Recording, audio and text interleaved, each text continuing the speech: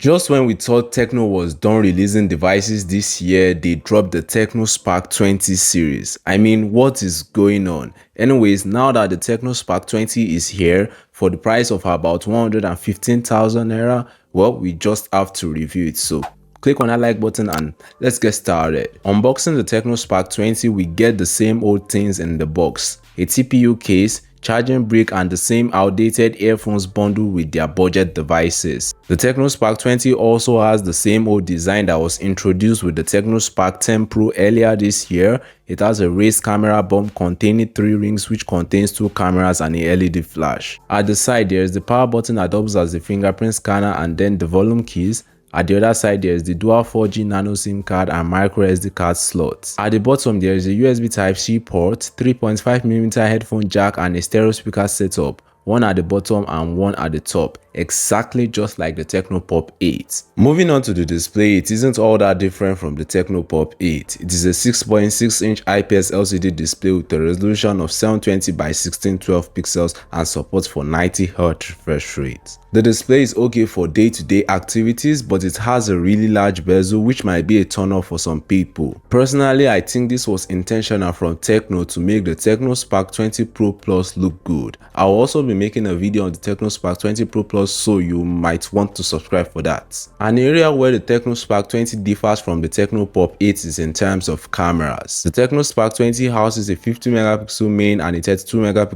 selfie camera. The cameras are good under sufficient lighting conditions and you wouldn't really have any problems with them. The cameras can also shoot up to 1080p 30 frames per second, however there is no optical image stabilization. Another area where the Tecno Spark 20 differs from the Tecno Pop 8 is in terms of processor. It runs the MediaTek Helio G85, which is slightly more powerful compared to the Unisoc T606, which is commonly found on devices at this price range as well. It is coupled with 4GB of RAM and 128GB of storage, which I think is okay for the average consumer. Gaming at low to medium settings is certainly doable, however anything above that will introduce lags and stutters to certain games like COD Mobile. In short, the Tecno Spark 20 isn't meant for gaming, but it is capable to an extent. In terms of software, the Tecno Spark 20 is running on Android 13, and to be honest, I totally expected Android 14 seeing as it is now available. That said, Android 13 is still very much relevant. Also, Tecno HIOS 13 skin is still very much the same, so if you've used the Tecno phone before, there really isn't anything new apart from the dynamic bar feature,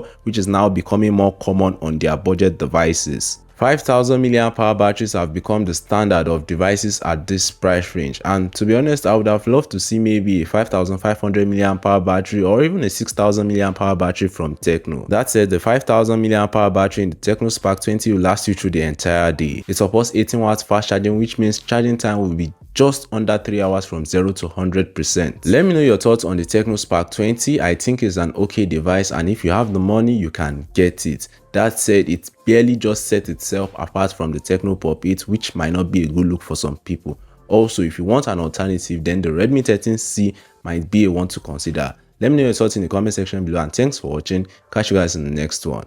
Peace.